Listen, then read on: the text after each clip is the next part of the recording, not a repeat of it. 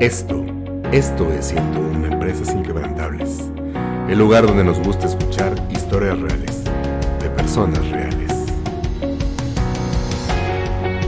Hola, hola, pues muy buenos días o buenas tardes o buenas noches, todo depende de a qué horas nos estén escuchando. Bienvenidos a 101 Empresas Inquebrantables. Mi nombre es Cristina Sánchez y en esta ocasión tenemos a una mujer encantadora que la verdad es que tiene una historia bien linda y que nos va a tocar el corazón. Bienvenida, Marisol. ¿Cómo estás? Muchas gracias, yo la más feliz de estar aquí. Perfecto. Oye, Marisol, cuéntanos de dónde vienes. Cuéntanos de dónde eres, por favor. Claro que sí, bueno, a ver, te cuento. Yo siempre cuento que fui una niña muy afortunada porque vengo de una familia de la Alta. Y cuando hablo de familia de la Alta es porque nací en el sur de Bogotá, en una montaña, en una loma, en un barrio de pues, personas vulnerables. Ok, pero eres de la Alta, muy bien. Sí, soy de la Alta y ya, soy muy afortunada. Entonces, nací en un barrio cerca de Cazuca, que es muy conocido aquí en Colombia, y mi infancia se desarrolló allí, más o menos hasta los 12 años, que mi madre muy inteligentemente me quiso ofrecer otra oportunidad de vida y salí de ahí a vivir con otros familiares. Ok. Y cuéntame a qué te dedicas, por favor. Claro que sí, en ese momento. Antes de llegar hasta donde vamos a llegar hasta el día de hoy, cuéntame más bien qué estudiaste y hasta dónde llegaste. Claro que sí. Bueno, yo soy administradora de empresas, soy coach con PNL avanzada, diplomada en hipnosis ericksoniana. De hecho, me certifiqué con un centro de México, el Centro Ericksoniano de México, y también hago enneagrama, soy enneagramista. Ok, oye, cuéntanos, esta es la parte de todas que más me gusta porque eres una guerrera de vida. Cuéntame cómo llegaste y cuál es el camino que has tenido que seguir para llegar al día de hoy. Bueno, pues yo pienso que, y soy una convencida que todas las historias que uno vive son las que forman el ser humano que uno es, ¿no? Entonces, empiezo a relatar esto contando que yo soy una agradecida con cada una de las experiencias que he vivido. En el 2013 fui diagnosticada con cáncer de colon y empecé un proceso de quimioterapias, radioterapias. Fue una época bien compleja, contando además de eso con que mi esposo se encontraba sin trabajo, mi bebé pequeño tenía 1 año y mi hijo grande tenía 10 años, entonces pues acababa de iniciar mi carrera profesional, entonces fue un reto bien importante. Ok, y a partir de que te diagnostican, sé que es un golpe muy duro para cualquier ser humano y sobre todo que tienes un bebecito. ¿Cuántos años tenías cuando te lo diagnosticaron? Yo tenía 36 años, Súper joven. y no había empezado a estudiar todo lo que he estudiado hasta el momento. No, estaba iniciando mi carrera de administración apenas, entonces pues obviamente es una noticia muy fuerte. Yo ni siquiera tenía dudas, yo estaba segura que me iba a morir. Entonces fue un mes de negación completamente y yo lo que hacía básicamente era buscar quién me fuera a cuidar mis hijos cuando yo no estuviera. O sea, como que empecé a buscar quién era la mejor persona para encargarse de ellos y demás. Y obviamente fue un mes de negación hasta que Papito Dios me regaló un testimonio maravilloso de una niña que había padecido la misma enfermedad y me enseñó a valorar la vida y a decir, bueno, aquí estamos y estamos listos para recorrer el camino. Ok, y a partir de este momento sumamente oscuro, sumamente profundo, surge algo maravilloso, porque lo que creemos, personalmente creo que detrás de la tragedia viene oculto un milagrito bien, bien padre. Y en este caso, ¿cuál fue? Cuéntanos.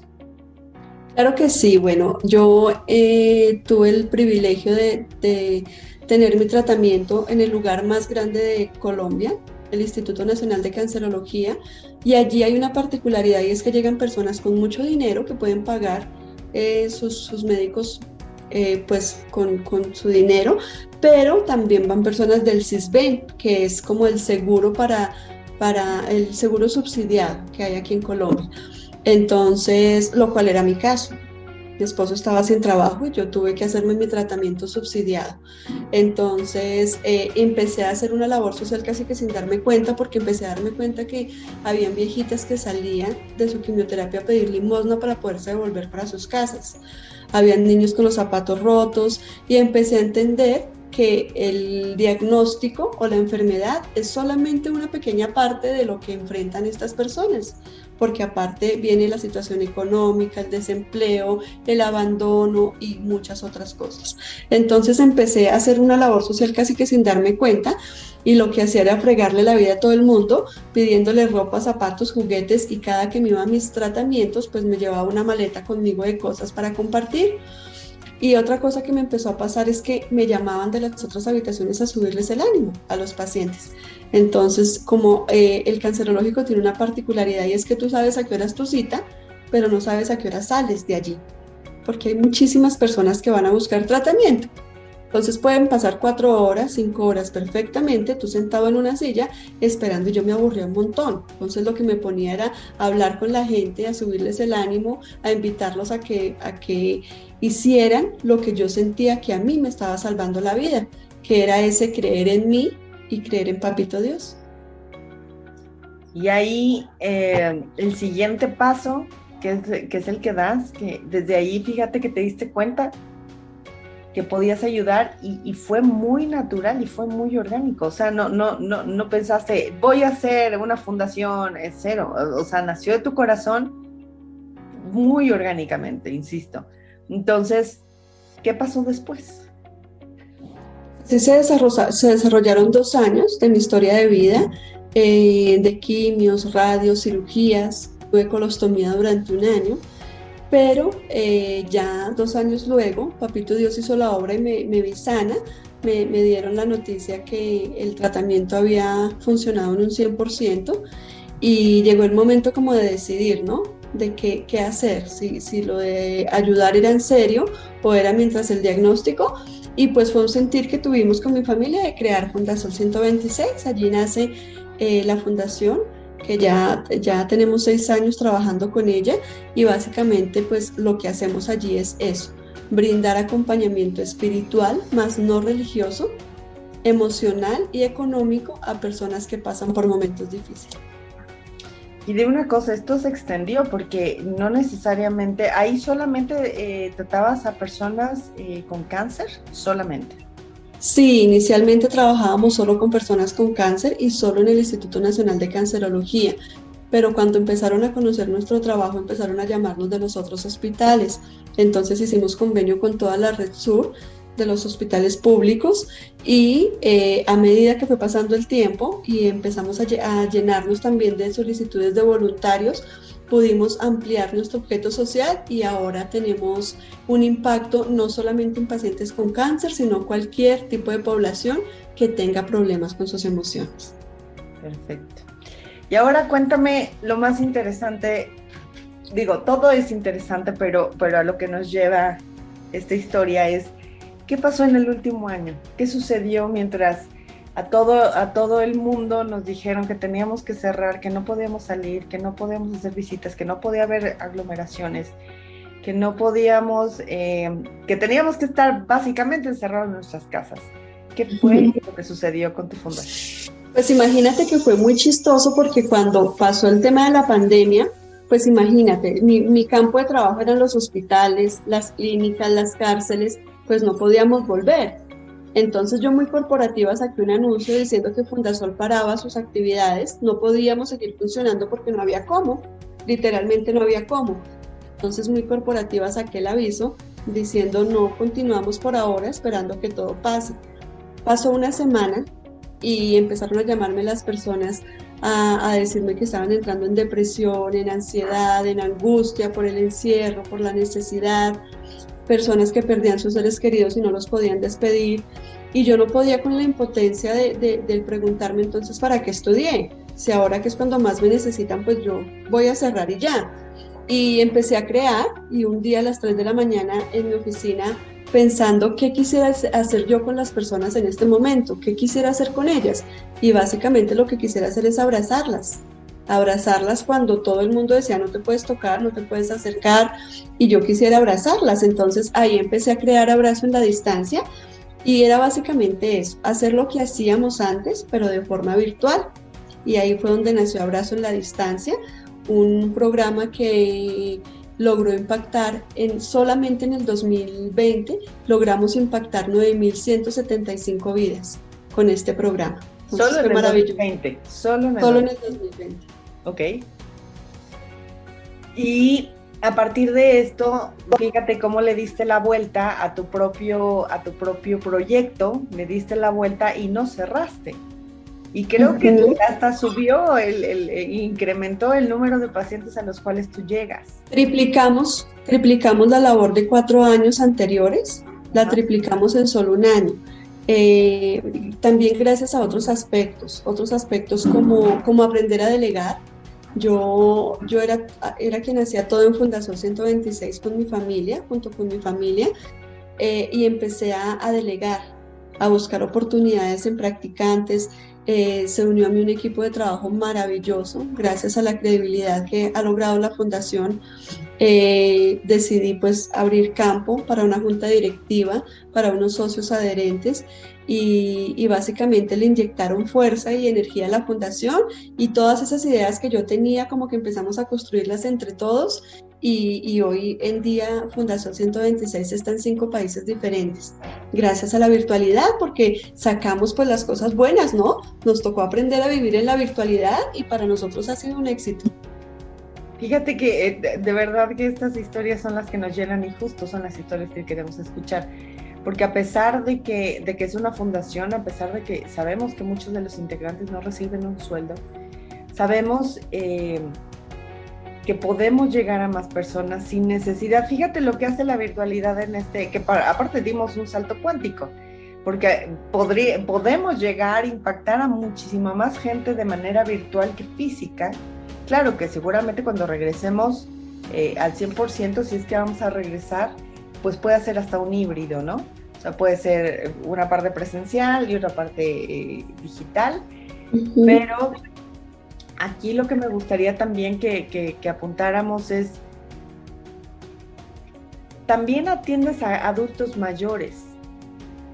Sí, y estos adultos mayores, la vez pasada nos contabas ¿qué es lo que hacen cuando van a recibir la llamada? ¿Cómo se comportan? Cuéntanos. Es algo muy bueno, en este momento tenemos la posibilidad de impactar un grupo poblacional muy amplio. Estamos trabajando con mujeres en condición de prostitución y sus hijitos, abuelitos en condición de abandono, personas que son exhabitantes de calle y pues población en general, pacientes y cuidadores.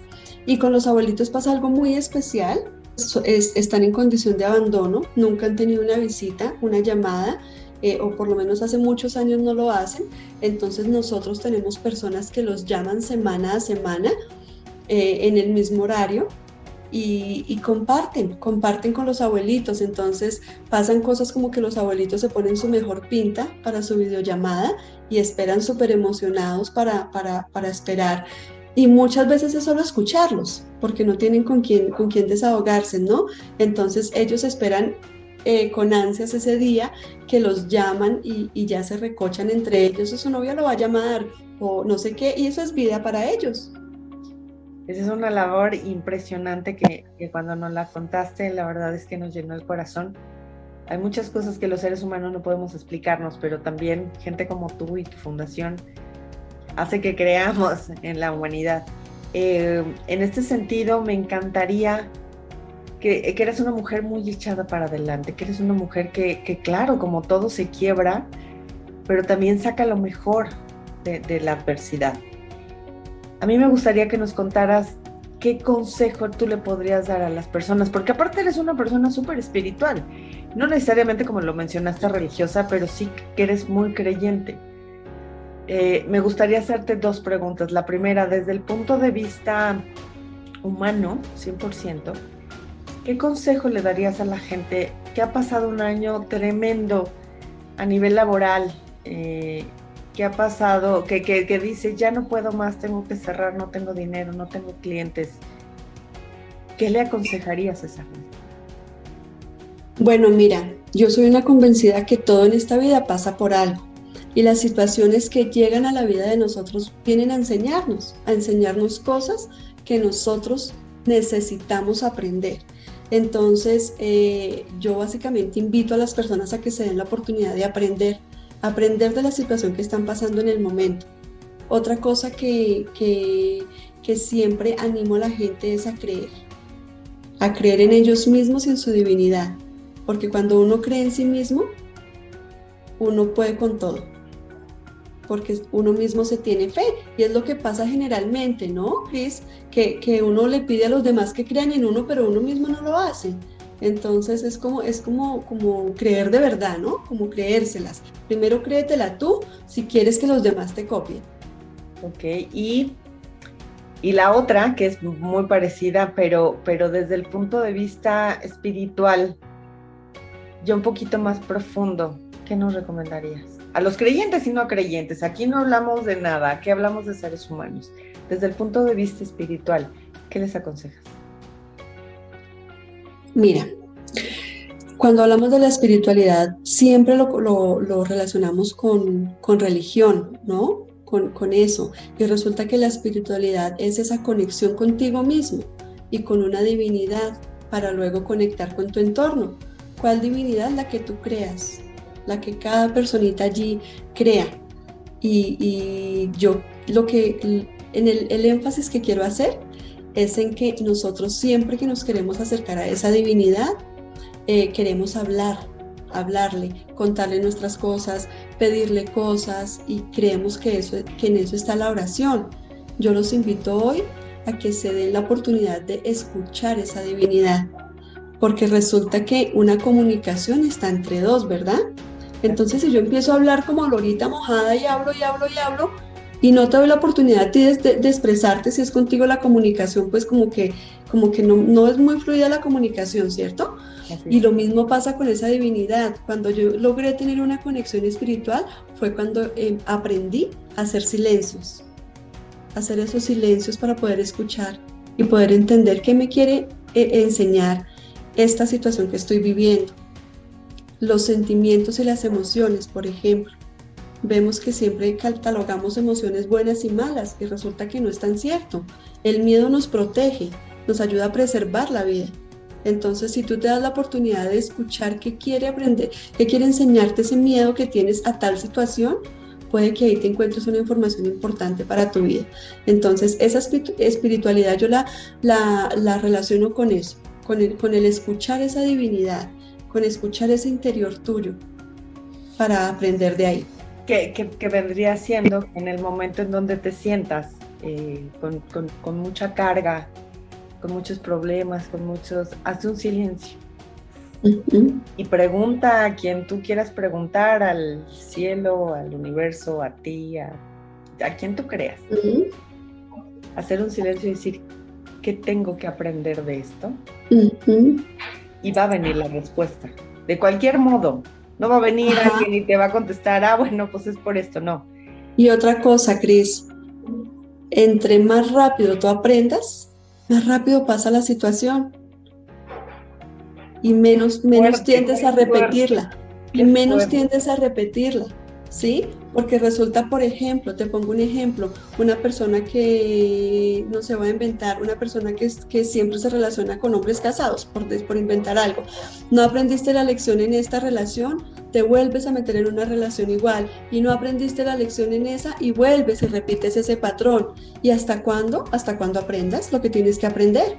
¿Vale? Entonces eso es lo importante, es una de las cosas que tratamos de hacer en la fundación y en la marca personal de mi nombre, eso, aprender y acompañar a las personas a que se den la oportunidad de escuchar y de aprender, eso que necesita su espíritu aprender, y por eso repiten y repiten vivencias.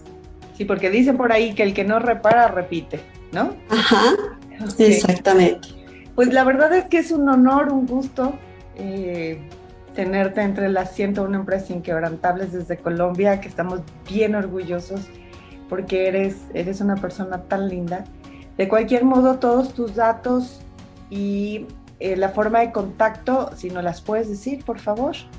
Claro que sí, en Fundasol 126. Tenemos en Facebook, en Instagram, en YouTube, así tal cual, Fundasol 126. Y mi marca personal, ya para asesorías personales, Marisol Pavón Rodríguez. Perfecto. Y de todos modos, búsquenla en la revista, ahí de estar como Fundasol. Y la verdad es un honor y un privilegio siempre platicar contigo porque eres una sabia, yo creo que eres una persona muy viejita de alma y que tú todo lo que tocas lo vuelves un sol, así como tú. Muchísimas gracias por haber estado con nosotros y esto fue 101 Empresas Inquebrantables. Nos escuchamos la próxima. Gracias. Gracias. Si te gustó esta historia, regálanos un like. Y si crees que le puede servir a alguien, compártelo ahora.